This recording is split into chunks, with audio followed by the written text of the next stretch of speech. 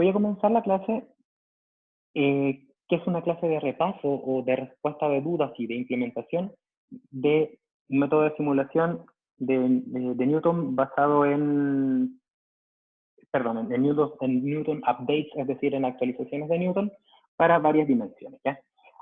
Para que nos quede más o menos claro, aspectos de notación, como yo les decía, les digo durante toda esta parte del curso, yo les había dicho que este sistema de ecuaciones, cuando tiene muchas ecuaciones, cuando tiene más de una ecuación, n ecuaciones, por ejemplo, se puede entender que es una función de múltiples funciones, a su vez, es un vector de múltiples funciones.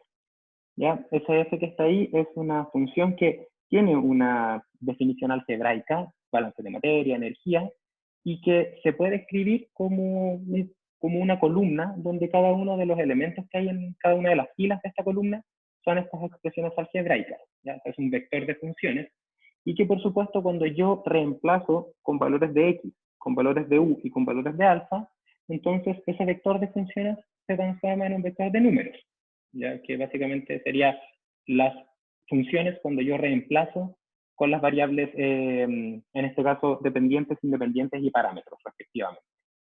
Entonces, para que nos quede claro lo que vamos a hacer, la idea es repasar cómo se resuelve un sistema de n dimensiones, ya que tiene n ecuaciones, para dar entonces como respuesta a n incógnitas. Ya entendemos nosotros que el número de incógnitas, el número de x, es igual a n. Ya para que de esta forma tengamos, al tener un sistema de n por n, tenemos grados de libertad igual a 0. Ya, eso es lo primero que nos tiene que quedar claro. ¿Ya? Y por supuesto, para llegar a esta función, hay que pasar por la etapa de modelado, seguido por el análisis de grados de libertad que les comentaba las primeras clases. ¿Ya? Es como... Y por supuesto, es necesario conocido el valor de u y conocido el valor de los parámetros, porque es la única forma de que tengamos grados de libertad 0. Ya. También quiero recordarles que cuando hablamos de simulación, nuestro objetivo es aplicar una metodología que la llamamos S a la menos 1, ¿ya? De tal forma de, a partir de esta metodología, este método que puede ser un método, como les decía, algebraico, un método no algebraico, por lo tanto numérico, ser capaces entonces de, mediante esta metodología de simulación, encontrar el valor de X solución. ¿Ya? ¿Y cómo sabemos que el valor de X solución es la solución a mi problema que quiero resolver? Porque cuando yo lo reemplazo en la función, nosotros encontramos de hecho que esta igualdad se cumple, que queda todo igualado a 0. O sea, que el vector de n elementos de la función f tiene solo ceros en cada una de sus filas. ¿Ya? Y si nosotros vemos hacia la derecha de la pantalla, hacia el diagrama azul, lo que observamos es como una especie de diagrama que representaría lo que yo esperaría en la simulación, ¿ya? Una vez aplicada la simulación. ¿Qué quiere decir? Que, dados los valores de las variables independientes y dados los valores de los parámetros, yo aplico este método de simulación o de despeje de X y obtendría como resultado la solución. Que sabemos que es la solución porque cuando la reemplazamos en la función, se cumple la igualdad de cada uno de esos términos como 0. ¿Ya? Entonces yo les comentaba que uno puede intentar resolver este sistema algebraicamente, y en el caso de si tenemos sistemas que son lineales, siempre se va a poder. Pero cuando tenemos sistemas no lineales, no necesariamente se puede. Y entonces podemos aplicar algoritmos numéricos. ¿Ya? ¿Qué característica tienen estos algoritmos numéricos? Que, como les comentaba en clases anteriores, de manera iterativa, partiendo desde un valor inicial, empieza a generar distintas propuestas de solución hasta que llegamos a una solución, hasta un valor muy grande de muchas propuestas, tal que ese debiese parecer a la solución. ¿Ya? Si es que llegamos a infinitas iteraciones, debiésemos encontrar la solución si es que el algoritmo numérico converge, o sea, es capaz de encontrar soluciones. ¿Ya? Y como es un algoritmo numérico que va proponiendo distintas soluciones, si nosotros dibujáramos una caja donde esta caja representa el algoritmo numérico, y este algoritmo numérico intenta buscar la solución a una función f, x, u, alfa, el algoritmo numérico lo que va a entregarles es iteradores, que son estos que yo les estoy mostrando acá. Y como resultado, la función debiese entregarle una información relacionada con si es que encontró solución o no. ¿Ya? En este caso podría ser, por ejemplo, que encontrara el f de k, que sería algo así como la función evaluada en el iterador que yo estoy proponiendo, para un valor de u y un valor de alfa. Y esa información le llegaría al algoritmo numérico. ¿Ya? ¿Qué quiere decir eso?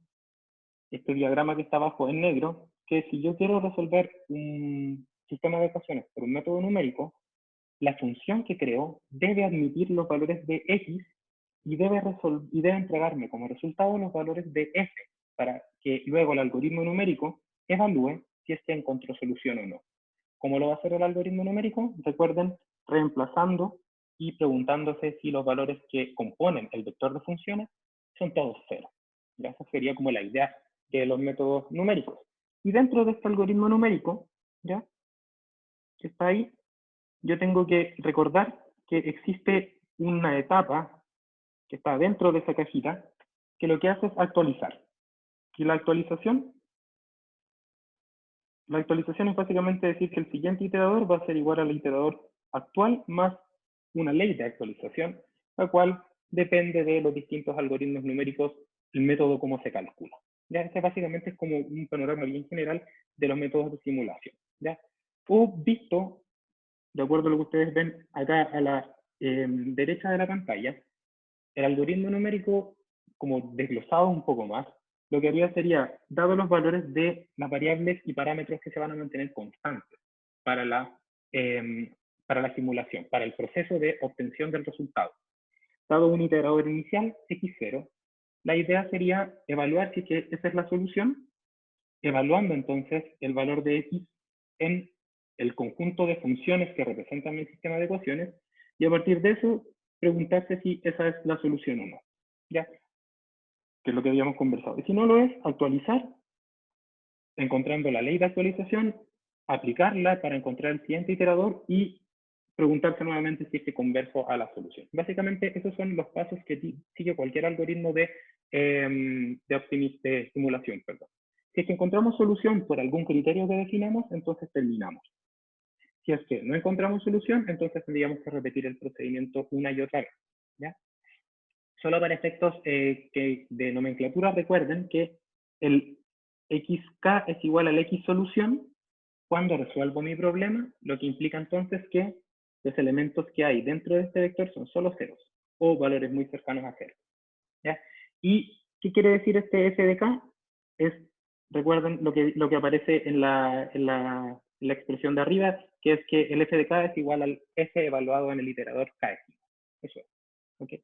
Entonces, nosotros tuvimos una primera aproximación a estos métodos, revisando el método de Newton en una dimensión, y solamente para que ustedes recuerden, lo que tenían que aplicar el método de Newton es que nosotros sabemos que hay solución cuando, para una variable, teníamos que el f de k se parece a 0, lo que numéricamente se podía expresar así, que la función única evaluada en el iterador k, como es un escalar, le aplico el valor absoluto, y entonces yo sé que esto tiene que ser menor o igual a una tolerancia, delta tolerancia.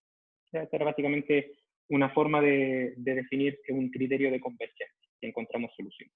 ¿Y cómo calculábamos la actualización para el método de Newton en una dimensión? Básicamente linealizando, y luego de la linealización despejando la actualización, puesto que la linealización la igualábamos a 0 y de ahí encontrábamos el valor que debiese moverme de x respecto al que estoy actualmente para que esta ecuación lineal aproximada sea 0. Que básicamente al despejar, ustedes tenían que el delta k era igual a un menos f de k partido por df a de x de k. Esto era el método de Newton en una dimensión. ¿Ya? Y lo que ustedes vieron en el video que yo les pedí que realizaran, que a lo que voy ahora, es lo que yo les acabo de contar cuando tenemos que generalizarlo para n dimensiones. No hay nada más que eso. Eso quiere decir que este diagrama que ustedes ven a la derecha sigue siendo válido. Lo único que va a cambiar es que en vez de en el método de Newton de una dimensión, tener un criterio de solución donde se aplica este criterio para los escalares, ahora vamos a tener que buscar un criterio similar para vectores. Y que en vez de tener una expresión de actualización que es una expresión para escalares, vamos a tener que preguntarnos cuál es su equivalente cuando estoy hablando de vectores. Pero el resto es lo mismo, ¿ya? Y cualquier otro método, no sea el de Newton, otro funciona de la misma manera, ¿ya? Entonces, rápidamente, como para explicar estos dos puntos que serían los distintos en relación al resto, o sea, dos puntos me refiero a cómo evalúo la solución y cómo evalúo la ley de actualización, porque el resto es lo mismo. Esto es una expresión que es válida para escalares y para vectores. Esto es una expresión también válida para escalares y para funciones, y también la evaluación de la función. Quisiera entonces recordarles nuevamente que cuando tengo n dimensiones, los grados de libertad tienen que ser 0, para lo cual el número de incógnitas tiene que ser igual al número de ecuaciones, que en este caso vamos a decir que es n, ¿ya? Entonces, si ustedes recuerdan la lámina anterior, yo tengo una serie de iteradores que voy generando, k más 2, hasta el último, que se suponemos que es la solución. Y ahora lo que va a pasar es que en cada iteración, en vez de tener un escalar, en vez de que este valor sea un elemento de dimensión 1, ahora lo que va a pasar es que en varias dimensiones esto va a ser un elemento de dimensión n, porque x se define como un vector columna que tiene n elementos. Entonces, cada iteración implica la estimación de n elementos al mismo tiempo, n elementos en cada una de las iteraciones del método de Newton, hasta encontrar los n elementos que en su conjunto forman la solución. ¿Ya? Es básicamente el panorama general de cómo sería una actualización en un método de varias dimensiones. ¿Ya?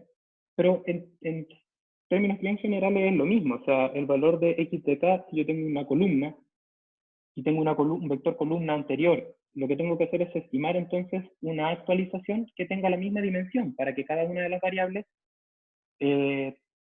pase de la iteración k a la iteración k más 1. A lo que me refiero es a lo siguiente.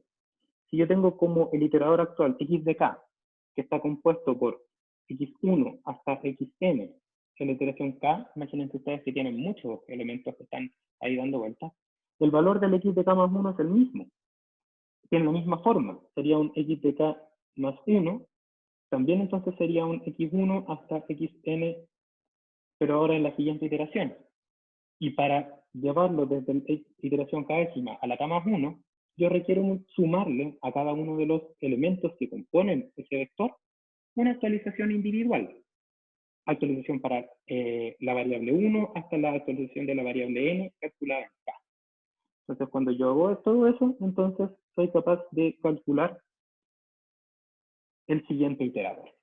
¿Ya?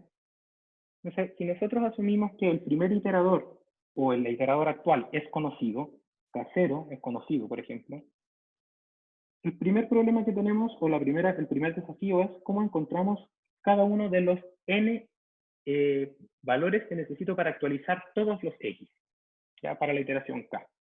Y eso se hace, al igual que en el caso de una dimensión, cuando tenemos n dimensiones, linealizando.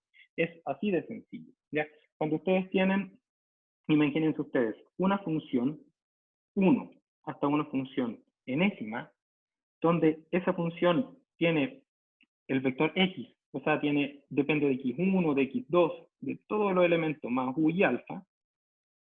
La linealización que se hace en una dimensión también se puede hacer en múltiples dimensiones. Lo único que hay que hacer es aplicar el concepto de derivada parcial. Es nada más que eso. Y el resto sigue siendo lo mismo. ¿Ya?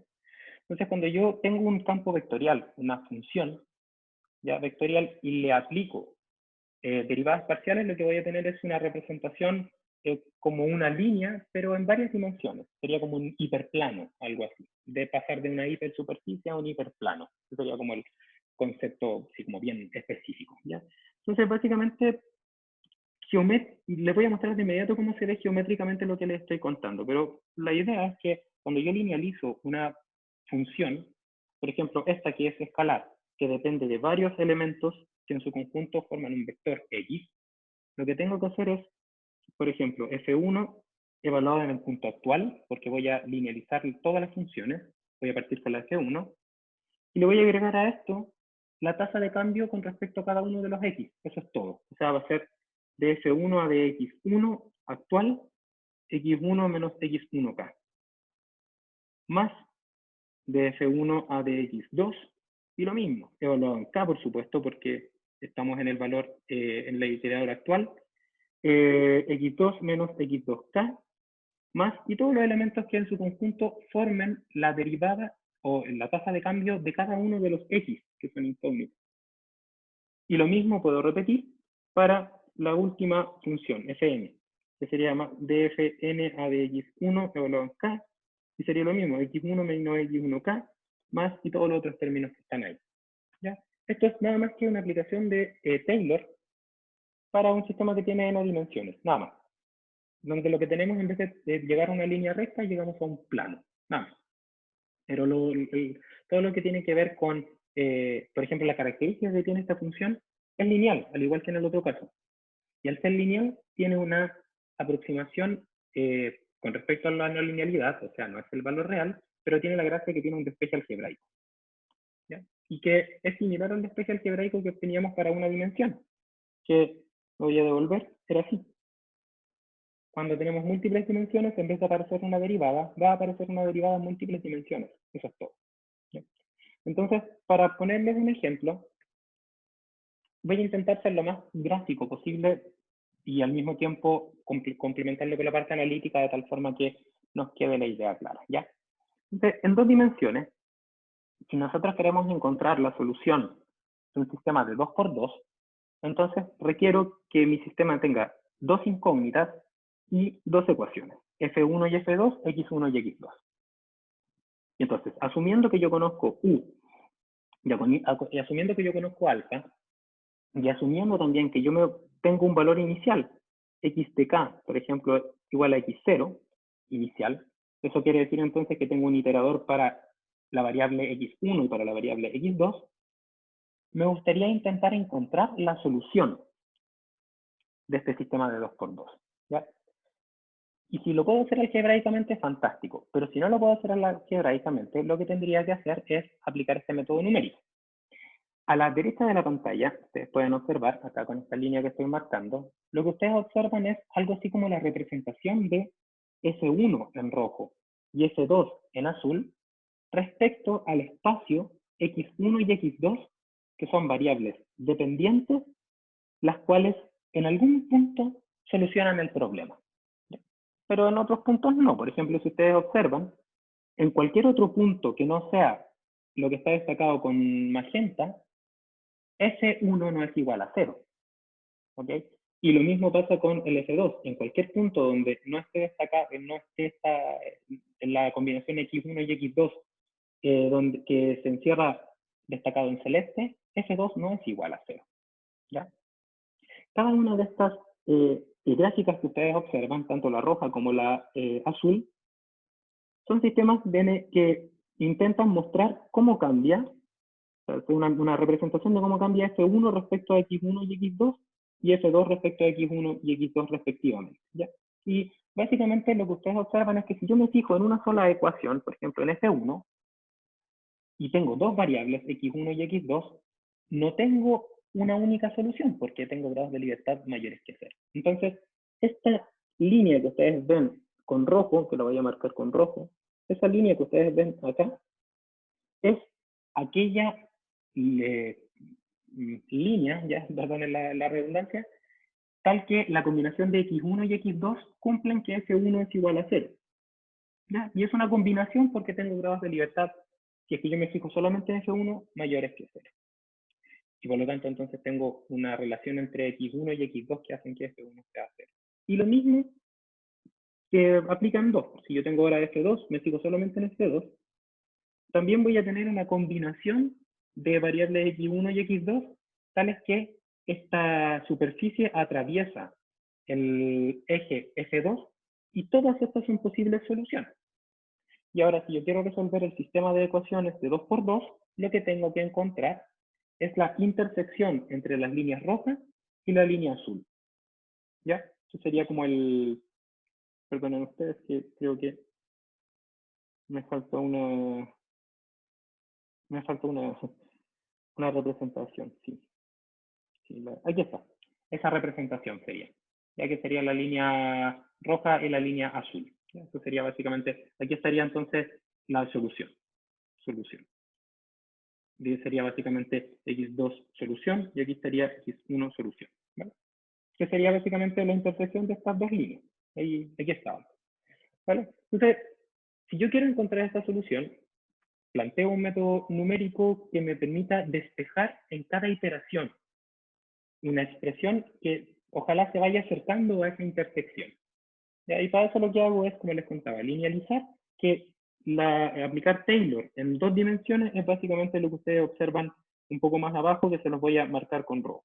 O sea, que lo que dice es que si tengo dos ecuaciones, F1 y F2, y cada una de ellas depende de X1 y X2, la expansión de Taylor es algo como lo que ustedes observan acá, respecto al valor, a la variable, al iterador k'fino.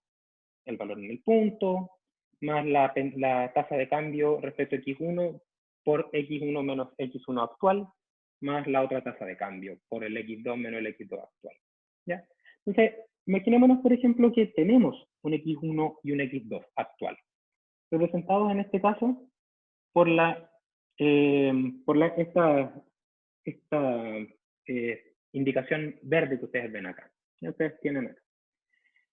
Y claramente me entrega un F1 que es distinto de 0 y me entrega también un F2 que es distinto de 0. No es la solución. Entonces, si yo quiero encontrar una aproximación de la solución utilizando el mismo procedimiento del método de Newton, lo que yo tendría que hacer es tomar la única información que tengo disponible, que es el valor actual, y transformar esta superficie que desconozco en una expresión que sea fácil de solucionar y que sea una aproximación de la superficie real, la cual es esta linealización que está acá, ¿ya? Entonces, por ejemplo, si ustedes están en este punto parados, yo podría decir, mira, no sé lo que pasa a los alrededores, pero si yo calculo las tasas de cambio con respecto a X1 y X2 y asumo que son constantes alrededor de este punto, entonces en vez de tener la representación roja, lo que voy a tener es una representación aproximada, que es una especie de plano. Está como aquí, por ejemplo, imagínense, que es la que más representa a mi superficie respecto al punto actual. Y ese plano que ustedes ven acá, que lo estoy intentando dibujar lo mejor posible, perdón, si esto no se ve mucho, ese plano corta, al igual que la superficie roja, pero en otro punto, porque no es la solución real, porque estamos resolviendo un problema aproximado. ¿Ya? Entonces, este plano que corta en otro lugar, ¿ya? Podemos encontrar la ubicación de esta línea negra mediante la igualación a 0 de esta aproximación lineal de la F1. ¿Ya? Si nosotros igualamos a 0, vamos a encontrar la combinación de X1 y X2 que describen esta línea que está ahí. Y lo mismo podemos hacer con el F2. O sea, si tenemos un punto actual acá y queremos calcular una aproximación, podemos hacer una aproximación lineal, Taylor, y entonces lo que tendríamos realmente sería, en vez de esta superficie, tendríamos un plano que no coincide precisamente con la solución cuando lo igualamos a 0, pero va a ser la mejor aproximación que tenemos. Y para encontrar la expresión que permite relacionar los X1 y X2 que muestran dónde se corta el plano, básicamente lo que tendría que hacer es hacer la igualación a 0 de la segunda aproximación. Y eso es todo. ¿Ya? Y entonces ahí tendría, para la primera expansión de Taylor, una expresión de X1 y X2 que forman esa línea negra. Y lo mismo podría ser para F2, la expresión de X1 y X2 que forman esa línea negra. Si ustedes recuerdan, les comentaba que la intersección de la línea roja con la línea azul representa la solución del problema. Entonces la aproximación del problema tiene una solución también intersectando las dos líneas, en este caso las dos líneas negras. Eso quiere decir entonces que esa intersección, perdón, se puede obtener resolviendo al mismo tiempo las dos ecuaciones, o sea, resolviendo este sistema de ecuaciones lineal. ¿Ya? Entonces, al hacer eso, lo que hacemos es encontrar el punto donde estas dos líneas se intersectan y resuelven un problema aproximado que, en vez de ser el problema que resuelve lo rojo y lo azul, resuelve una aproximación negra que fue obtenida con un método con expansión de Taylor. Punto. ¿Ya? Y ahora, como la idea es encontrar un iterador mejor para la siguiente solución, para la siguiente iteración, lo que hacemos entonces es decir que el siguiente iterador va a ser aquel que resuelve el problema aproximado, pues ya a ese entonces le llamamos delta 1, delta 2, delta 1 y delta 2. Si ustedes observan, el x1, k más 1, menos el x1, k, si yo le llamo delta 1, k, entonces yo puedo despejar y me va a aparecer que x1 de k más 1 va a ser igual al x1 de k más el delta 1 de k, que es básicamente lo que yo les comentaba al principio en esta ley de actualización que ustedes ven en el método de Newton. Eso es todo. ¿Ya? Entonces, resolvemos este sistema de ecuaciones, lo podemos resolver a mano, lo podemos resolver reemplazando, como ustedes quieran. Pero si es que queremos implementar un algoritmo, es mejor que esto se resuelva siempre de la misma forma y por lo tanto lo resolvemos utilizando notación matricial, donde básicamente tenemos como incógnita, fíjense, el siguiente valor de x1 y x2, que sería equivalente a tener como incógnita en los pasos que tengo que dar en 1 y en 2, que cada uno, y tengo un sistema de 2 por 2 donde cada una de esas ecuaciones están igualadas a 0, ¿ya? Y lo que ustedes pueden observar es que si yo quiero representar esto de manera matricial, yo digo, mira, si yo conozco las derivadas, son constantes entonces, son conocidas, estoy en el punto actual, entonces es constante, constante, constante y constante por incógnita, incógnita, incógnita, incógnita, más términos constantes, sistema lineal. Y los sistemas lineales se pueden expresar de manera matricial como una multiplicación de matrices por vectores. Entonces, si yo tomo esto, yo digo, mira, este igual ahora se va a transformar en un igual vector. El 0 que está arriba y el 0 que está abajo se va a transformar ahora en un 0 vector. Estos dos valores de f, que en su conjunto, que cada uno de ellos son escalares, si yo los apilo, me genera entonces una vector columna. Y entonces defino que mi incógnita delta k va a ser un vector columna con los pasos que tengo que dar en 1 y en 2, y entonces observo que la expresión de arriba se puede llegar, si es que yo este problema matricial lo defino así, un df1 a dx1, tengo un df1 a dx2, un df2 a dx1 y un df2 a dx2. Y esto está evaluado en la iteración k décima. Y esto lo que está acá es el jacobiano, ya que es básicamente la derivada de cada una de las funciones con respecto a cada uno de los x. ¿Ya? Entonces, al final me queda una expresión que es como f de k más j de k por delta de k es igual a 0.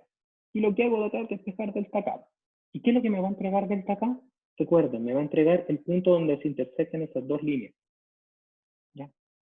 Que yo lo despejo y entonces llego a esa expresión que está ahí, que es la que ustedes tienen en el video, y que no es otra cosa que aplicar la misma idea de Newton, pero ahora cuando estamos trabajando con campos vectoriales, ¿ya?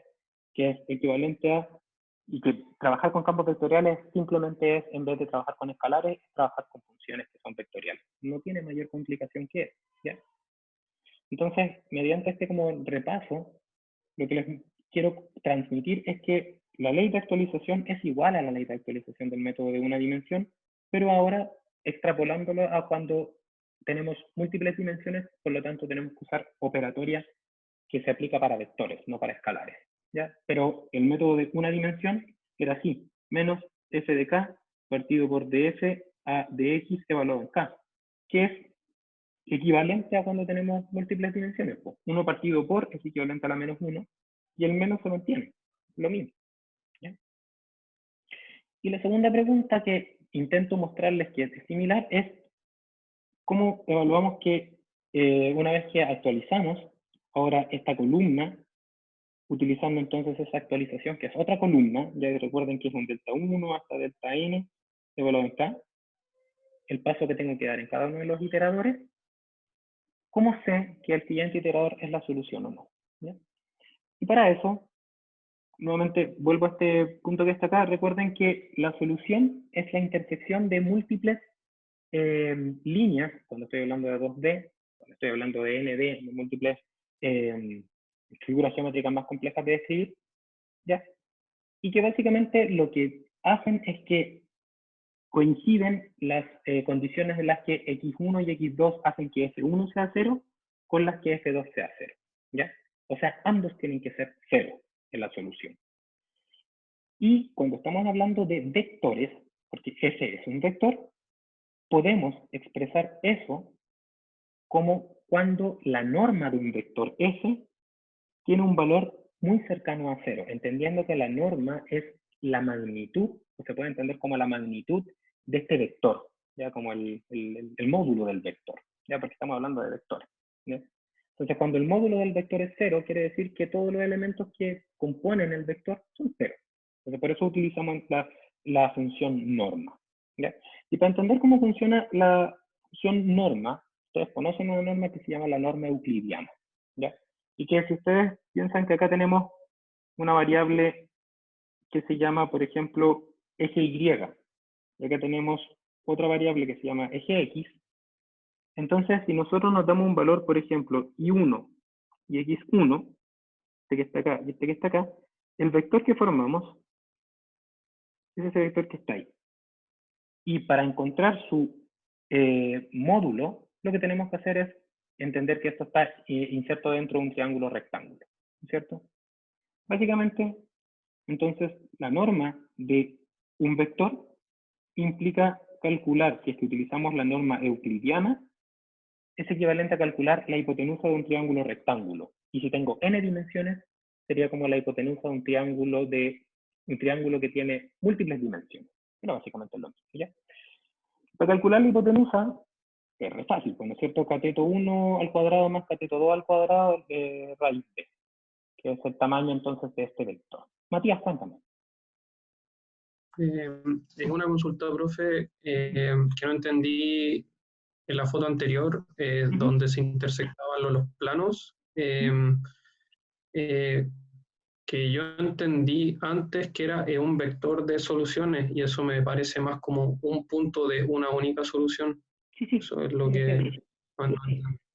Sí, Matías, mira, lo que pasa es que si yo me fijo, voy a devolverme un momento a ver si es que uno que no sé esto. Yo solamente me fijo en F1, ¿ya? Me olvido de F2, no lo estoy mirando solamente F1, enfócate en la parte de arriba, de hecho, lo vamos a dejar así, ahí no hay forma, ahí, ya. Si nos enfocamos solamente en F1, entonces, si no conozco más otra ecuación, y tengo dos variables, x1 y x2, entonces existe una combinación de x1 y x2 que forman, hacen que F1 sea 0, ¿ya? Porque tengo un sistema que tiene un grado de libertad positivo, si es que no estoy considerando F2, ¿ya? Y lo mismo puedo hacer respecto a F2, si me olvido de F1, ¿ya? Y solamente me fijo en F2, y que F2 depende del iterador x1 y de la incógnita x2, perdón, entonces voy a tener grado de libertad 1, porque solamente tengo una ecuación, porque estoy mirando solamente F2, lo que implica entonces que va a haber una combinación entre x1 y x2 que hacen que la función f2 sea igual a 0. ¿Ok? Entonces, si yo quiero ahora encontrar la solución de que el valor de x1 y x2 que hacen que al mismo tiempo f1 y f2 sean 0, lo que tengo que hacer es intersectar estas dos líneas, ¿ya? Y entonces la solución del sistema de ecuaciones en su conjunto va a ser cuando se intersectan esas dos líneas, que está representado aquí, ¿ya? Entonces, básicamente, María, en la línea roja que tú ves acá es la combinación de x1 y x2 que hacen que f1 sea igual a 0. Y la línea azul, por otro lado, es la combinación de x1 y x2 que hacen que f2 sea igual a 0. Y si yo quiero encontrar la solución del sistema de ecuaciones, tengo que encontrar el x1 y x2 que al mismo tiempo hacen que f1 y f2 sea 0, lo que implica encontrar esta intersección que está acá, ¿ya?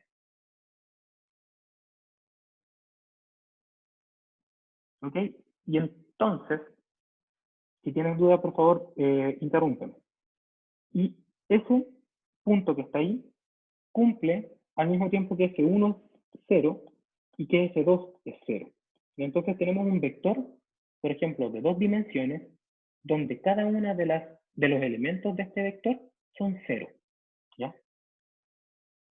Entonces, para encontrar la solución, requiero encontrar los valores de x1 y x2 que hagan que el vector f tenga todos sus elementos en 0, lo cual es equivalente numéricamente a, si es que este vector tiene un módulo, encontrar el valor de x1 y x2 que hacen que el módulo sea 0. Porque eso implica que las componentes del vector son 0 también. ¿Ya? Y el módulo de un vector se puede calcular utilizando una norma que se llama, si ustedes conocen una que es la norma euclidiana, ya que es equivalente a calcular la norma de un vector, asumiendo que esto es una especie de triángulo rectángulo, ¿ya? Y el módulo del vector es equivalente a, en este caso, a la hipotenusa de este triángulo rectángulo, el cual implicaría que sí, de aquí es lo que voy a lo siguiente. Yo tengo, por ejemplo, primero, la ecuación que está acá arriba representa simplemente el cálculo de la hipotenusa de un triángulo rectángulo, ya que es el módulo del vector. Entonces, si yo les decía, si yo acá tengo el F, imagínate ahora que yo tengo acá F1 y acá tengo las componentes del vector F2. ¿Ya? Y cada iteración 1 por ejemplo, o la iteración 0 incluso, partamos con la iteración 0. El F1 evaluado en 0 va a ser este punto que está acá, que es distinto de 0. Es mi iterador inicial, no tiene por qué ser 0.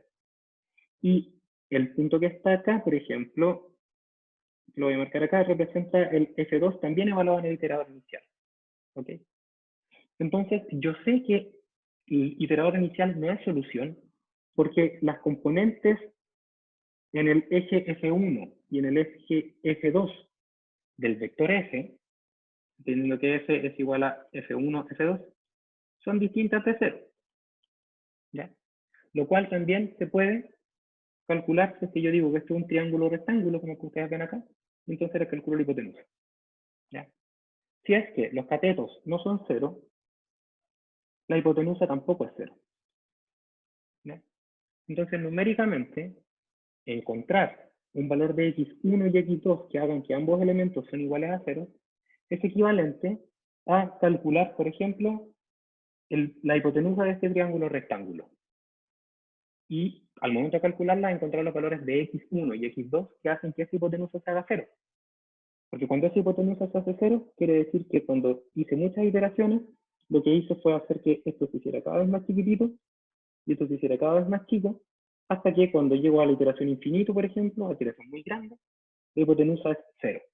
¿Por qué? Porque tanto F1 como F2 son 0, y por lo tanto la solución.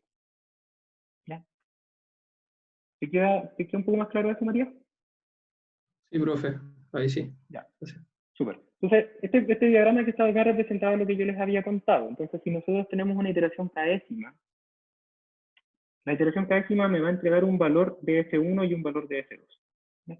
Entonces, para cada iteración, estos valores que me va entregando, yo los puedo expresar en este mismo gráfico que le había contado anteriormente. Acá estaría F1K, y acá estaría, por ejemplo, F2K, que es tomar este valor y tirarlo allá, y tomar el valor de F1 y tirarlo a este eje. ¿Ya? Y entonces, que esto sea distinto de 0 y que esto sea distinto de 0, implica entonces que esta línea, que es la hipotenusa, es distinta de 0 también, que era lo que yo les comentaba. ¿Ya? Entonces, numéricamente, somos capaces de caracterizar la solución cuando los catetos son 0, o lo que es equivalente, utilizando una función que se llama norma, que es una especie de función que me permite tomar la información tanto del cateto 1 como del cateto 2, básicamente por eso. ¿Ya? Y eso se llama norma. Y la norma, por ejemplo, se expresa así, norma de f en la iteración k'ésima, con dos rayas. Es súper parecido al valor absoluto, pero cuando tengo vectores. ¿Ya? Y en particular esta norma que yo les estoy mostrando se llama norma euclidiana o norma 2. ¿Ya? Porque asume que la norma se calcula como la hipotenusa de un triángulo rectángulo. ¿Ya? Y si ustedes han visto un triángulo rectángulo en 2 dimensiones, es fácil verlo, pero si tenemos más dimensiones es más difícil verlo. Pero básicamente lo que decimos es que existe una ecuación de la norma que es algo así como la raíz cuadrada de la sumatoria del fi evaluado en k al cuadrado. ¿Sí? Para todas las dimensiones, desde la dimensión 1 hasta la dimensión n. ¿Ya? Si tengo 2 dimensiones sería f1 al cuadrado más f2 al cuadrado en raíz. Si tengo 3, sería una sumatoria de 3 términos. Y así. No tiene más ciencia que eso, y que en 2 dimensiones se puede ver súper claro qué sería la hipotenusa de este triángulo recto. ¿Bien? Entonces, básicamente, el criterio de parada, ahora, que tendría nuestro algoritmo, recuerden que estábamos intentando dilucidar esa pregunta, es cuando F1 y F2 sean iguales a 0, lo que implica, de acuerdo a lo que habíamos conversado, que es cuando la norma de la función k'ésima, evaluada en el iterador k'ésimo, recuerden que este es un vector, es menor a una determinada tolerancia. Fíjense que la función norma transforma un vector en un escalar. ¿Ya? Fíjense que aquí está la expresión de la norma, y lo que hace es tomar todos los elementos del vector y unirlos todos en un solo escalar. ¿Ya? Okay. Entonces, ese básicamente sería el criterio de parada que utilizaríamos, o que utilizaría un algoritmo numérico para resolver en múltiples dimensiones. ¿Ya? Ok, entonces, con esa info, ¿sí? Con esta información que les comento, quisiera preguntarles si tienen dudas, aparte de, por supuesto, de lo que hizo Matías.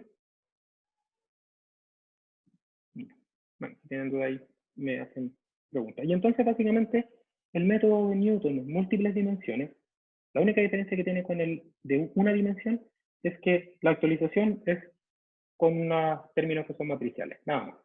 Y que el criterio de parada es como un valor absoluto, pero cuando tengo múltiples dimensiones, se llama norma. ¿Ya? Existen distintas normas, yo les mostré una, hay más de una norma, pero todas cumplen la misma lógica de intentar como encontrar un valor representativo de los catetos.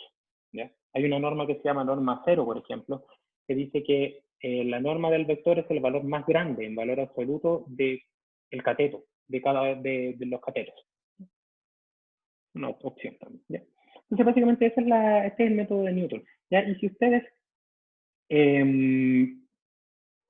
por ejemplo, no trabajan con el método de Newton, existen otros métodos donde, por ejemplo, el método de Quasi-Newton, que está en el video que les pedí que revisaran, lo que hace es preguntarse cómo puedo calcular la actualización si es que el jacobiano no es conocido. Y básicamente es otro procedimiento donde en vez de calcular un jacobiano, porque los jacobianos son matrices que tengo que calcular derivadas, lo que hace es, en vez de utilizar un jacobiano, utiliza un aproximado del jacobiano que se llama aproximación de Broyden. ¿Ya? Y esta aproximación de Broyden lo que hace es básicamente evitar el cálculo del jacobiano, pero más allá, no hay mayor complejidad que eso. ¿Ya? Y hay otro método que se llama método de Newton, y si es que ocupamos, perdón, la aproximación de Broyden, entonces no es un método de Newton, sino que es un método de Quasi-Newton, que se llama. Ok, entonces como para aplicar lo que yo les había comentado, y porque también me pidieron que si podíamos bajar estos conceptos a un ejercicio, que también el Benja les subió un video hoy para la ayudantía de mañana, lo que yo voy a hacer es resolver el más sencillo de la guía, que dice que hay que encontrar la solución para un sistema de ecuaciones de 2×2, ¿ya? Utilizando el método de Newton, que ustedes ven acá, ¿ya? Entonces, para poder implementar, y con la idea, por ejemplo, también de reforzar el uso de los loops, por ejemplo, del while, que fue algo que me pidieron, ya lo que vamos a hacer es intentar implementar el método de Newton y después mostrarles cómo se hace con el eje solo, ¿ya? Que sería la función que utilizaríamos en MATLAB, ¿ya? Entonces, observen abajo el diagrama que yo les muestro donde está el método de Newton que vamos a implementar, ¿ya? Este diagrama, que fue construido utilizando todos estos conceptos que le comentaba inicialmente, tiene una flecha de entrada, una sola. Después hay un loop, ¿ya? Las flechas de entrada son información que yo tengo que entregar inicialmente, ¿ya? La primera información que tengo que entregar es el valor de un momento, por favor, porque se me quedó pegada la pantalla. Entonces voy a compartir de nuevo mi pantalla para que puedan verlo bien. Por favor, un momento. Y ahora sí. Ahí. Perdón la interrupción. Entonces, las flechas de entrada de los algoritmos, yo les recomiendo que, si pueden, antes de ponerse a programar, se hagan un diagrama para saber cómo tiene que estructurar el programa, se va a ayudar mucho, ¿ya? Entonces, en un diagrama de bloques como este, pueden observar que tengo variables flechas que entran a este proceso que tiene varios pasos y que implica que es información que me tengo que dar. La info que me tengo que dar son los parámetros, son las variables independientes y un iterador inicial. ¿Ya? Y con toda esa información tendríamos que entrar a este algoritmo. ¿Ya? ¿Y cómo entraríamos al algoritmo? Bueno, básicamente lo que tendríamos que primero sería evaluar dónde estamos, o sea, la función. Una vez que evaluamos la función, tendríamos que preguntarnos, segundo paso, si es que esa iteración o ese supuesto valor de x es realmente la solución, o que es equivalente a calcular una norma y compararla. ¿Ya? Y si comparo, tengo dos opciones. Si la comparación es satisfactoria, salgo. Y si no, entonces tengo que hacer una actualización, que consiste en calcular un delta, lo que implica calcular un jacobiano, y utilizar la función f que ya la había calculado, actualizar y actualizar también el iterador y volver a repetir este experimento. ¿Ya? Entonces, para quien me escribió indicándome si podíamos hacer un reforzamiento del uso de ciclo while y for, esto tiene toda la pinta de ser un ciclo while, un loop while, no un loop for. ¿Por qué? Porque en ambos casos, cuando yo trabajo con loop, tanto, esto es algo súper importante, cuando yo trabajo con for o con while, en ambos casos voy a ejecutar una instrucción que está entre el correspondiente for y el correspondiente end, que termina el ciclo de instrucciones. Pero la diferencia entre el for y el while es que voy a ejecutar el ciclo, para el caso del for, hasta una condición de parada que yo conozco a priori. ¿Ya? Yo, por ejemplo, digo, tengo que ejecutar un ciclo 10 veces, entonces debiese ocupar un for, porque sé que voy a hacerlo desde la primera ejecución hasta la ejecución décima y después voy a salir. Pero si es que la condición de parada se obtiene dentro del ciclo, como es el caso del ejemplo que vamos a resolver, porque la condición de parada es cuando se cumple una condición que corresponde a cuando la norma es menor a la tolerancia, entonces requiero implementar un ciclo while, porque lo que requiero es que si es que se cumple la condición dentro de estas instrucciones que tengo que dar, entonces salgo, si no me mantengo dentro del ciclo. ¿Ya? Y una vez que uno define si es que uno usa un for o uno utiliza un while, lo otro importante es identificar dónde hay que implementarlo, o mejor aún, cuáles son los elementos que van a estar dentro de estos ciclos. ¿Ya? De tal forma que cuando escribo el programa, eso lo tenga súper claro. ¿Ya? Y lo que ustedes pueden observar, y lo voy a marcar ahora con rosado, es que un while requiere de una condición de entrada, por lo tanto requiere de cálculos iniciales. ¿Ya? Y estos cálculos iniciales debiesen entonces darme como resultado, dentro de otras cosas, el criterio, para ver si ingreso o no. Y para ingresar, necesito entonces saber si es que se cumple un criterio o no, y eso implica entonces que al ingresar al while, yo requiero haber conocido la norma de la función. Porque de lo contrario no soy capaz de identificar si es que tengo o no que ingresar al while. Pero una vez que ingreso, imaginemos entonces que el criterio, que es equivalente a calcular la norma, cumple la condición de que tengo que entrar al while porque no he resuelto mi problema. Fíjense que lo que yo tendría que hacer es, y aquí está el while, está acá, porque ahí tuve que hacer el cálculo del criterio. Entonces, no se cumple el criterio, entonces acá, en la línea siguiente tendríamos que hacer los cálculos, la programación o los pasos para entonces calcular el delta. Línea siguiente, una vez que conozco el delta, debiese hacer la actualización. Línea siguiente, debiese hacer una actualización, y línea siguiente, debiese hacer el cálculo nuevamente para que justo antes de llegar al end, sea capaz de preguntarme si ahora con el nuevo criterio puedo salir del while o tengo que volver a hacer todo este procedimiento de nuevo. ¿Ya? Entonces los pasos que habrían dentro del while debiesen ser en orden. Primero, el cálculo todos los cálculos para llegar al delta, luego actualizaciones, luego S y finalmente el cálculo del criterio. Y sí sé que dentro tengo que calcular, justo antes del while tengo que calcular un criterio para ver si realmente necesito ingresar o no. ¿Ya?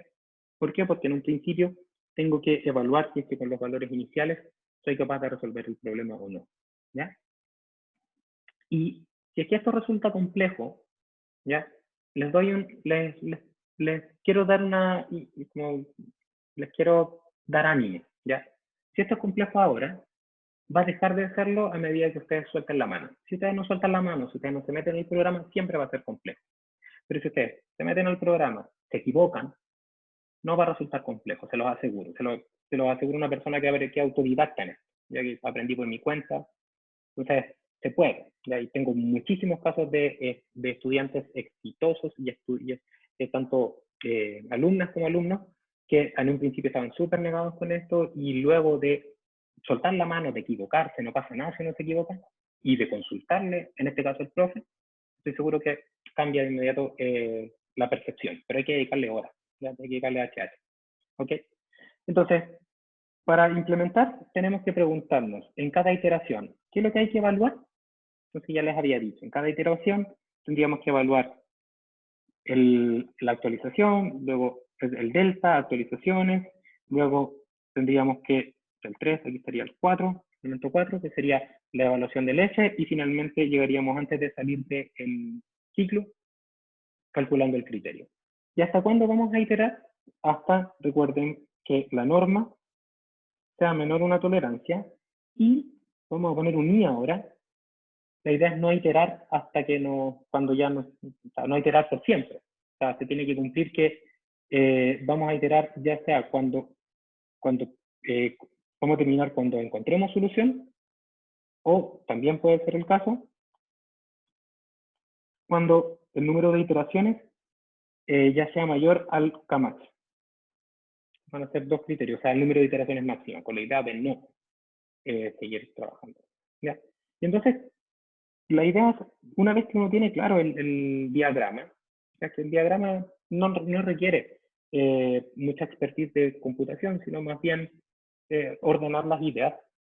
Lo que tenemos que hacer a continuación es ahora sí ordenarlos en cómo esto se vería en un diagrama que ahora ya no está como un ciclo así, sino que ahora es una hoja que se va a ejecutar de arriba hacia abajo, que es básicamente un archivo .m, que es un archivo de MATLAB, que es un archivo de Python.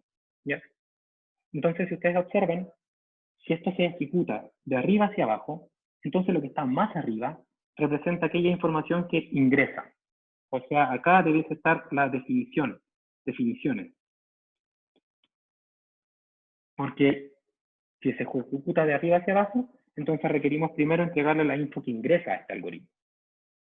Una vez que pasamos la etapa de las definiciones, entonces debiésemos ahora hacer el procesamiento de la información de esta definición. Que en este caso el procesamiento implica método de Newton. Y finalmente, cuando terminamos, lo que debiésemos obtener son los resultados, que la idea es, por ejemplo, presentarlos, graficarlos, mostrarlos. ¿Ya? Pero básicamente para llegar a cada uno de los elementos que hay acá, yo requiero primero ser capaz de ver esto con un diagrama. Porque de lo contrario, de verdad que se les hace más complejo. ¿Ya? Pues son tips que les pueden ayudar. Ok, y antes de continuar, si de repente me dicen, sí, pero es que a mí me cuesta mucho, no son la primera persona que les cuesta. ¿Ya? A mí también me cuesta. A todas las personas que comienzan a trabajar con esto les cuesta. ¿A quién le deja de costar? Esa es la persona que le dedica tiempo. Ya no hay que tener tampoco grandes habilidades, sino que tiempo. Si le dedicamos tiempo, funciona. ¿Ya?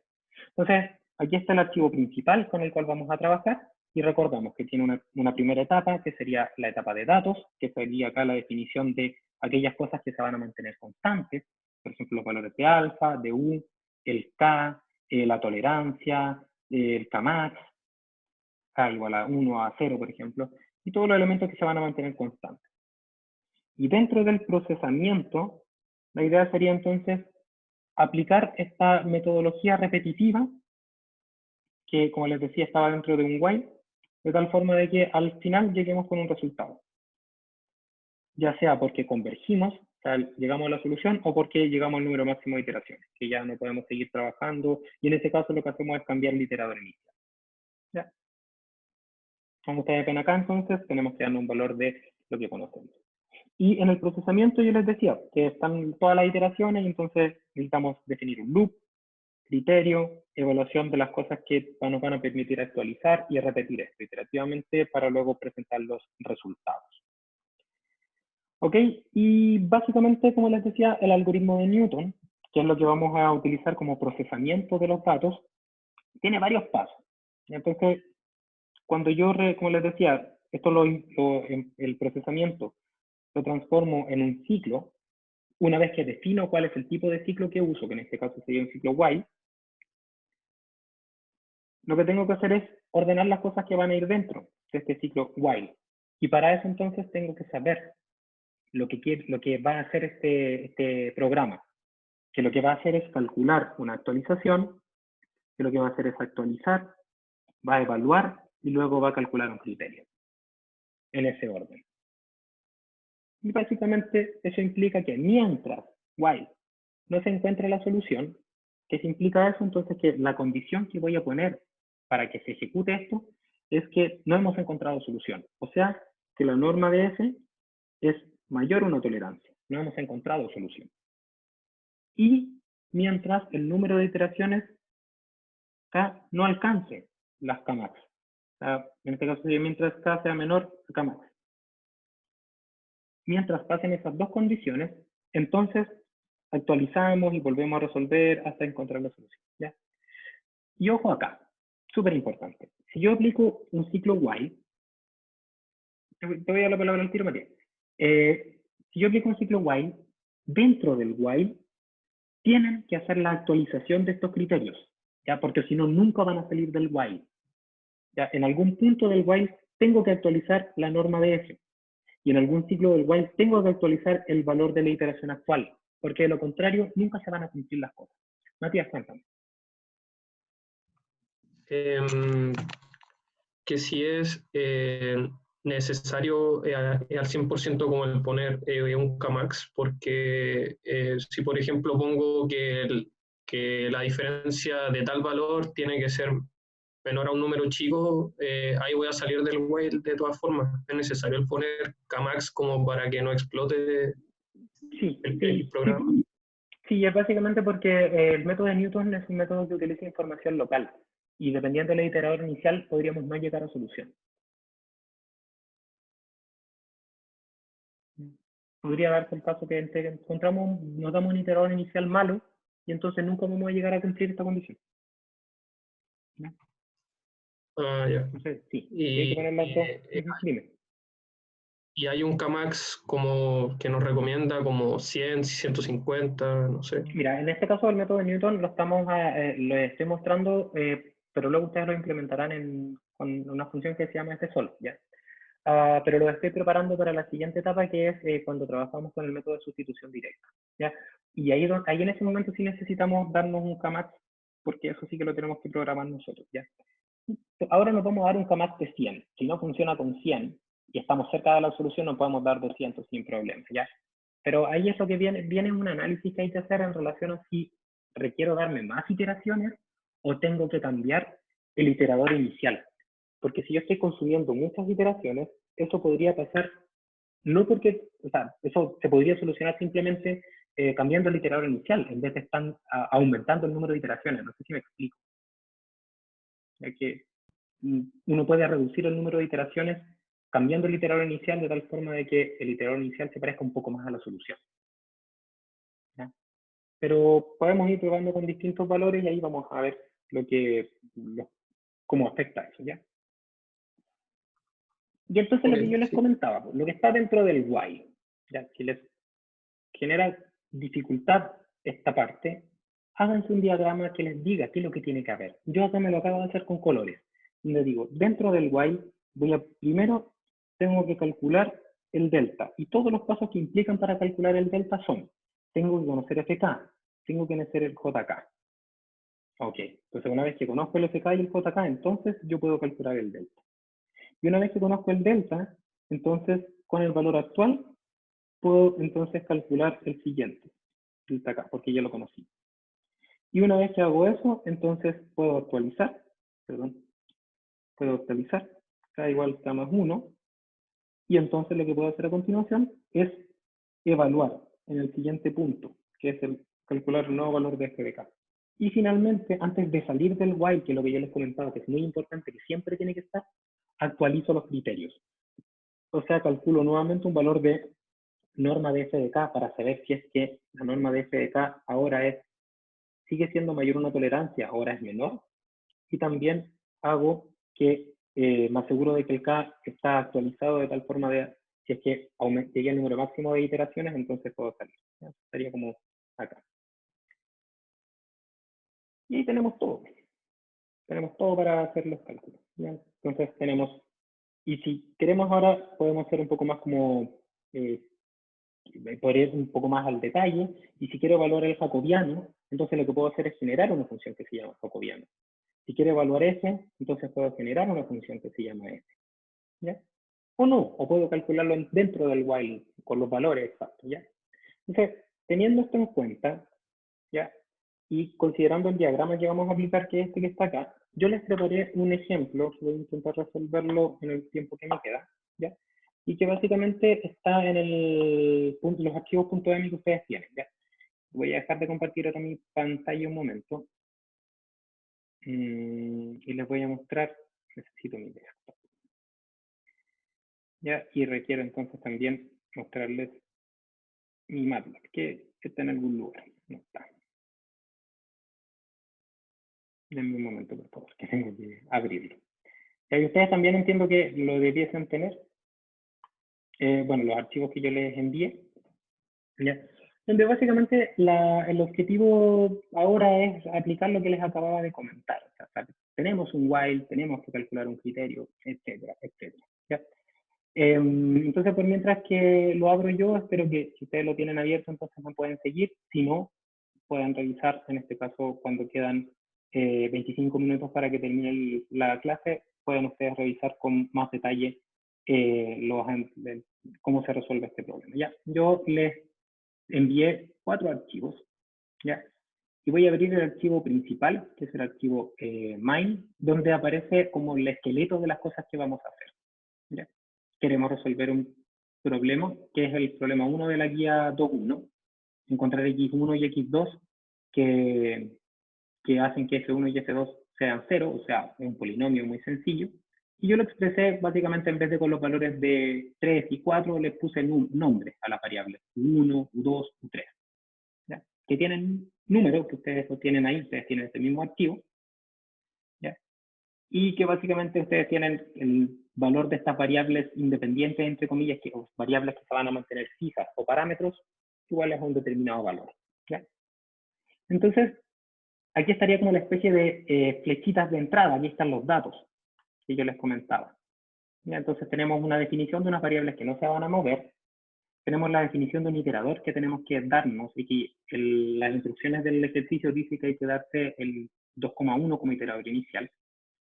Tenemos que definir un contador que va a ir aumentando hasta un número 100, por ejemplo. ¿Ya? Y tenemos una tolerancia que yo me la puse arbitrariamente como 10 elevado a menos 5. Podemos probar con distintas tolerancias y lo más terrible que pasa es que tengamos que parar el programa antes, nada más. Ya el computador no se va a echar a perder, el computador no va a explotar, nada. Lo único que va a pasar es que no voy a llegar al resultado, eso es todo. ¿Ya? Entonces no tengan miedo en equivocarse acá. De hecho, equivóquense, está bien equivocar. ¿Ya? Y yo aparte acá les creo como de manera opcional 2 vectores que los voy a ir poblando con los valores que voy resolviendo en cada iteración. ¿Ya? Entonces voy a tener una vector X iteración que tiene kmax filas y 2 columnas para guardar en cada fila el valor de x1 y x2. Primera columna x1, segunda columna x2. ¿Ya? Entonces voy a guardar en cada fila el xk traspuesto. ¿Ya? Y también voy a definir un vector fk, que es básicamente la norma. Voy a ir guardando la norma de la función f en cada iteración. Como la norma es un escalar, entonces sería un vector que es largo, que tiene kmax filas y una sola columna. ¿Ok? Y nada, pues entonces lo que me quedaría ahora sería aplicar el método de Newton aplicando los pasos que yo les había comentado. Entonces, para lo anterior, ustedes recordarán de que lo primero que había que hacer era evaluar si es que el valor de X que nos estábamos dando era correcto o no. ¿Ya? Porque quizás el 2,1 soluciona el problema. Entonces, para eso tengo que evaluar la función. Entonces, yo también les compartí a ustedes otro archivo, que es el archivo fk, que es una función. ¿Ya? Y esta función, que se llama fk, lo que hace es que necesita un vector x, que tiene dos elementos, es un vector columna, x1 y x2, y requiere un vector u, que tiene 6 elementos, y que mediante una transformación, como aquí dice ahí falta algo, permite calcular f1 y f2. ¿Ya? Aquí dice falta algo porque necesitamos transformar este x, que es un vector de 2 elementos, y este u, que es un vector de 6 elementos, en los escalares x1, x2, u1 hasta u6. ¿Ok? Porque de lo contrario yo no podría evaluar esta función, porque no existe el valor de x1, sino que existe el valor x, posición 1 o posición 2. ¿Ya? Entonces, ¿qué es lo que falta acá? Por ejemplo, faltaría decir que el escalar x1 es la posición 1 del vector x. Porque de esa forma, entonces, como yo conozco x, saco el elemento primero del vector 1 y entonces puedo reemplazarlo acá. Y lo mismo puedo hacer con el x2, que sería la posición 2 del vector x. Y también lo mismo puedo hacer con los elementos u1 hasta el u6. La posición 1 de u, u2 sería la posición 2, y así sucesivamente. U3, la posición 3, U4, la posición cuarta, y lo mismo para U5 y U6. ¿Ya? ¿Por qué hago esto? Porque quiero que sean capaces de, si es que no están practicando, practiquen luego de ver este video, de tal forma de que recuerden estas operaciones que son sencillas, pero que son necesarias para poder resolver un problema. ¿Ya? Entonces lo que yo hago es transformar un vector que tiene 6 elementos en 6 escalares. Y esos escalares son los que aparecen acá, que me permiten crear estas dos funciones, f1 escalar, f2 escalar. Pero como este es un vector, lo que tengo que hacer a continuación es transformarlo a un vector f, que es el vector de salida, que tiene dos elementos, f1 y f2, los cuales fueron calculados con lo que aparece en la línea 14 y en la línea 15, ¿ya? Que son dos escalares que se calcularon. ¿Ya? Entonces, yo no les entregué el f completamente desarrollado porque quiero que ustedes con tiempo y como ustedes consideran apropiado, repasen este concepto haciendo esto, o sea, soltando la mano. ¿Ya? Y entonces, una vez que defino mi función f, entonces estoy en condiciones de probar si es que el iterador que tengo es el correcto. Entonces aquí podríamos decir que esto es probar que el iterador x de k es correcto. ¿Ya? Y que sería equivalente a simplemente tomar el valor de x de k, que está acá arriba, fíjense, que es 2,1, y tomar el valor de u, que es un vector, que no existe, porque acá yo lo definí como escalar, por lo tanto tengo que definir un vector como el elemento u1 hasta el elemento u6, u2, u3, u4, u5 y u6. Entonces, conocido este vector, que tiene 6 elementos, 6 valores, y conocido este vector que tiene 2 elementos, yo podría probar si el iterador es el correcto, o sea, evaluar mi altímetro. ¿Ok? Y si es que es el correcto, lo voy a saber porque calculo un criterio, que es la norma. Entonces, ¿puedo llegar hasta, de hecho, hasta acá? Sí. Puedo resolver el problema hasta lo que aparece en el cálculo del criterio. ¿Ya? Y, por ejemplo, el valor de f que me da es un vector que tiene dos elementos, 18 y 17. Cada cateto, entonces, tiene dos valores distintos de 0. Y si se fijan, la norma es 24,8. Entonces cumple lo que yo les había contado, que si es que los catetos no son 0, la hipotenusa tampoco lo es. ¿Ya? Entonces, ¿qué tendríamos que hacer ahora? Tendríamos que resolver el problema, porque claramente el iterador que nos damos no cumple con la condición de parada. Entonces, ¿qué hacemos? Primero, guardamos antes de hacer todos los cambios que vamos a hacer, ¿Y cómo guardamos? Guardamos en el vector que utilicé para el guardado.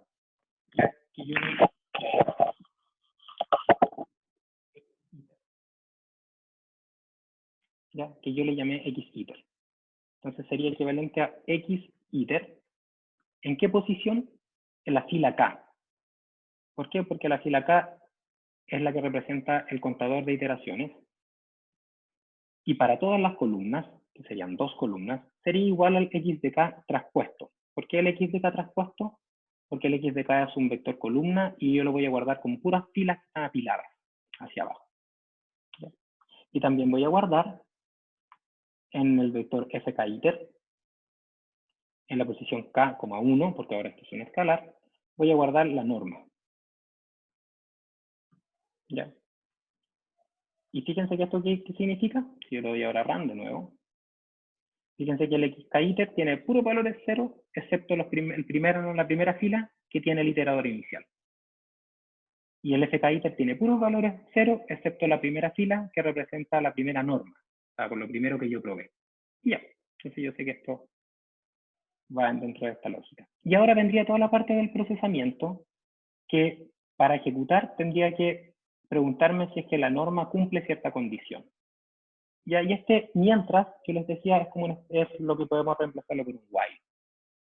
Y mientras, ¿qué cosa tiene que pasar? Mientras el valor de la norma de f de k, que si se fijan está calculado antes, porque de lo contrario no voy a poder evaluar el criterio, es mientras sea mayor a la tolerancia, la cual fue definida acá arriba, por lo tanto esa variable existe, y se tienen que cumplir las dos condiciones. Y mientras el valor de k sea menor al valor de kmax, ¿ya? Porque si una de ellas no se cumple, salgo del while, ya sea porque encontré solución o porque me aburrí de intentarlo, lo que tendría que hacer serían los pasos para el cálculo de la actualización. O sea, tendría que calcular el jacobiano. Y para calcular el jacobiano también les envié una función que se llama jdk, que al igual que en el caso de fdk, falta hacer esta transformación de vector a escalar para luego reemplazar acá. Y entonces yo voy a copiar y pegar para hacerlo un poquitito más rápido. X1 es el primer elemento de X, X2 es el segundo elemento de X, lo mismo con U. Entonces con eso ya puedo calcular el jacobiano. Y una vez que tengo los 4 elementos del jacobiano, ahora voy a calcular la matriz de salida J, que sería J es igual a los elementos escalares que definen su matriz. En este caso sería J11, seguido por J12, y abajo sería J21, y al lado sería J22. ¿Ya? Esta notación es una notación matricial que básicamente permite entonces calcular una matriz cuadrada que tiene esa forma. ¿Ya? Si tienen dudas cómo se hace esto, por favor revisen de nuevo la guía de MATLAB, ya porque esto ya es materia que ya está, se supone ya conocida. Entonces, vuelvo entonces al archivo principal y lo que hago es calcular dentro del while el método de Newton. ¿Qué es lo que hago entonces primero? Calculo el jacobiano llamando la función jacobiano que le llamé JK. ¿Evaluada en qué valor? Evaluada en el valor actual, en x de k, que está ahí arriba, porque en este caso el x de k corresponde al iterador inicial. ¿Okay? Y que requiere también el vector u, que también lo calculé ahí arriba, está acá calculado. Entonces, una vez que tengo el jacobiano, lo que hago es, voy a tirar ahí abajo, una vez que tengo calculado el jacobiano, puedo calcular el delta k. ¿Por qué puedo calcular el delta k? Porque conozco el jacobiano y conozco también el f de k, que está calculado ahí arriba, que le llamé f. Entonces esto sería equivalente a menos j dividido por f, que esta sería la actualización de Newton. ¿Ya? Que sería equivalente a tomar lo que yo ya conozco y despejar el sistema de ecuaciones. Y una vez que tenemos la actualización de Newton, decimos que el x de k es igual al valor actual más la actualización, delta de k. ¿Y qué estamos haciendo acá entonces? Estamos avanzando. Avanzamos también con la iteración, k igual k más 1, porque de lo contrario no se podría cumplir nunca este criterio de que k tiene que ser menor a, si es que es mayor a k max, tiene que salir. Y como ya actualizamos, tenemos que al final del while ver si es que con esta nueva actualización seguimos cumpliendo los criterios o ya podemos salir. Por lo tanto, con el valor de x de k, tenemos que calcular el nuevo valor de f. Para eso entonces tenemos que probar si el valor es el correcto. Calculamos entonces el nuevo f de k. Y con el valor del f de k calculamos la norma. Para saber si es que el nuevo iterador cumple o no esta condición que está acá. Entonces, ¿cómo la calculamos? Calculamos con la función norma de f, que está ahí. Entonces, si es que solucionamos el problema, o sea, si es que ahora la norma es menor a una tolerancia, cuando pongamos un end, ya no se va a cumplir esa condición y voy a salir. Y si es que todavía no hemos cumplido, no hemos llegado a la solución, entonces va a cumplirse esta condición y voy a volver a entrar al while. ¿Okay? Entonces, antes de poner el end, guardo lo que estoy haciendo, nuevamente utilizando la misma nomenclatura, sería equivalente a que guardo el x de k actualizado, que es el valor x de k que actualicé una vez que calculé el delta k. Igual guardo también la norma de la nueva función que está calculada allá arriba. Y como dice acá, retornar de ser necesario implica entonces que le ponemos un end. ¿Por qué? Porque una vez que guardamos, si es que se cumplieron, si es que se siguen cumpliendo las dos condiciones, o sea, si es que todavía no he encontrado solución y si todavía puedo seguir iterando, entonces vuelvo a solucionar el problema. Ok, guardo todo esto. Y la última parte sería de cómo presentamos los resultados. ¿Ya? Entonces, ¿cómo se presentan los resultados? Generalmente se hace con un gráfico, ¿ya? Que lo voy a dejar para el final. Y simplemente voy a intentar evaluar qué es lo que, si es que hace lo que yo quiero que haga esta línea de código que se la estoy presentando. Entonces, voy a llegar justo antes del while. Y si es que hace lo que yo quiero que haga, entonces debiésemos entrar al while porque sabemos que el 2,1 no es solución, porque me da un f que es 18 y 17, lo que implica que tengo una norma de 25. ¿Ok? Y el valor de k es menor a 100. Entonces, si le doy step, observo que sí entré. Ahí está ahora la flecha verde. Eso quiere decir entonces que se cumplen esas dos condiciones. Entonces, a continuación calculo el jacobiano, que es una matriz de 2 por 2. Con el jacobiano, entonces, calculo la nueva actualización, que es un vector, fíjense, de 2 por 1, al igual que el valor de x de k, y con el nuevo valor con el delta puedo calcular el nuevo iterador, que ahora es 1,89 y 2,21. Actualizo lo que tengo que actualizar, pruebo el nuevo valor, ahora ya no es 18 y 17, ahora es 7,6 y 1,3. Lo que implica que la norma va a disminuir. Antes era 25 y ahora es 7, 7,7. O sea, estoy acercándome a la solución. Guardo. Fíjense que como ahora voy a guardar en la segunda ubicación porque el k ahora está más 1. Entonces guardo la segunda ubicación, y puesto que la norma sigue siendo mayor, perdón, a la tolerancia y el k vale 2, entonces lo que debiese pasar es que yo debiese volver ahí arriba. Es justamente lo que hago. Y vuelvo a repetir el procedimiento y ahora lo voy a hacer rápido. Entonces observen que la tercera iteración hace que la norma pasó de 25 la primera, 7 la segunda y ahora 0,29 la tercera. Y si vuelvo a hacer la iteración, ahora la norma es 0,005. ¿Ok? Entonces, como todavía no se cumple la condición de convergencia, vamos a seguir. Y ahora la norma, con el siguiente iterador está lo que andamos buscando. Y justamente ahora la norma, fíjense que es por 10 elevado a menos 10, puesto que ya no se cumple la condición de que la norma es mayor a la tolerancia, entonces salgo del while. Y resolví este problema en número de iteraciones k, que para este caso sería k igual a 5 iteraciones. ¿Ya? Por último, lo que habría que hacer sería tomar estos datos que fui guardando en cada loop while y graficarlos con el objetivo de entonces entregar información relevante y hacer un análisis de lo que estamos presentando. Y para eso entonces usamos la función plot. ¿Ya?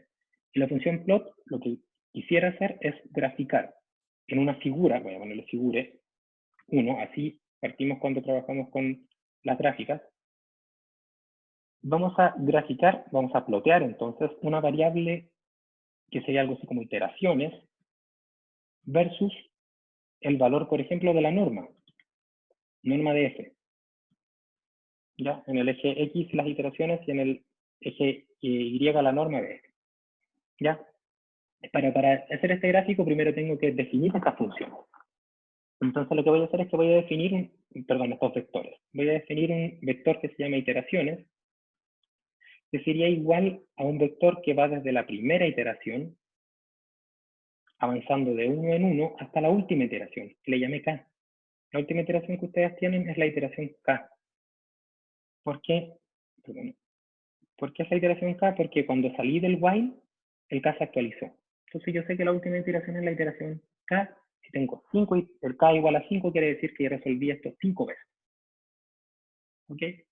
Y lo quiero contrastar ahora con el vector norma de f para las 5 primeras iteraciones, porque el resto son puros ceros.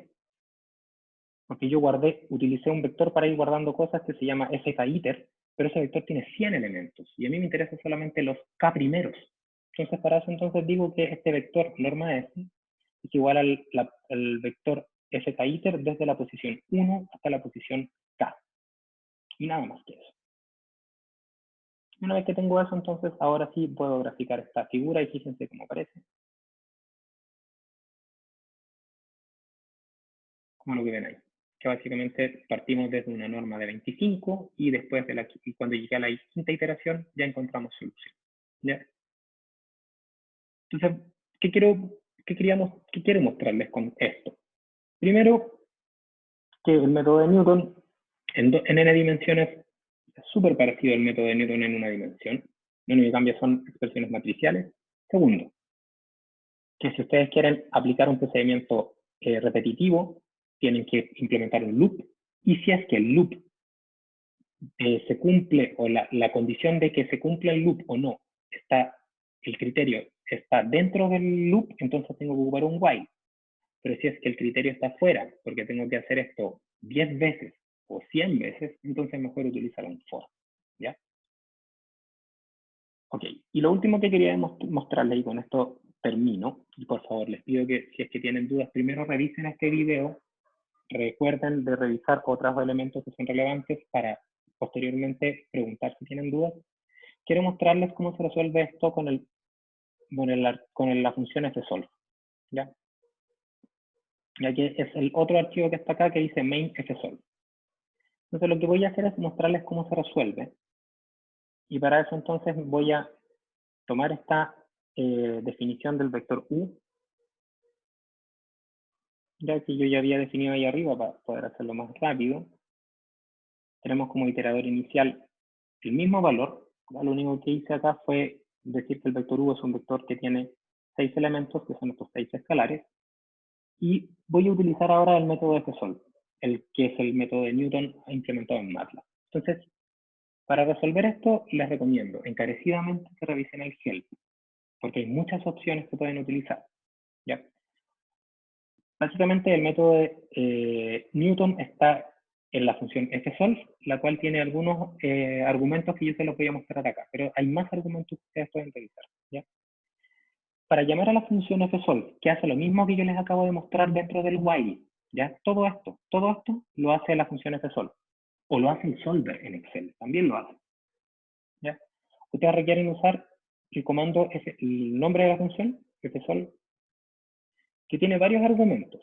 ¿Ya? El primer argumento es la función que quiero resolver, que en este caso la función se llama fk. Entonces el primer argumento que yo tengo que agregarle al fsolve es el nombre de la función. ¿Ya? Pero esta función, si ustedes observan, tiene dos argumentos, x y u. Entonces, para decirle al fsolve cuál de los dos argumentos es el que tiene que usar, lo que yo tengo que hacer es identificar cada argumento con una letra distinta. Voy a usar la misma, pero podría usar otra, por ejemplo, A. Y a continuación decirle que itere con la variable, con el argumento que tiene la letra correspondiente. O sea, si es que, por ejemplo, digo que f de k tiene dos argumentos y el primer argumento le llame A, Entonces antes de eso yo le pongo una arroba a, lo que significa que de los dos argumentos va a iterar con el primero. ¿Ya? ¿Y eso qué implica entonces? Que el segundo argumento tiene que tener un valor, porque eso no va a ser tocado por el método de Newton. ¿Ya? Y el segundo argumento que tiene el FSOL es el iterador inicial, que en este caso yo le llamé x de k. Existen más argumentos que les pido que revisen en el help de MATLAB para que logren una mayor comprensión. Como salida, como argumento de salida, el FSOL, que requiere como argumento de entrada al menos el nombre de la función y el iterador inicial, entrega una salida que sería la solución, o se supone el que pensamos nosotros que es el iterador que resuelve el sistema de ecuaciones. Y como segundo argumento, lo que entrega es la norma, perdón, el valor de f. El valor de f es la solución, el f solución, el valor de f evaluado en el x solución.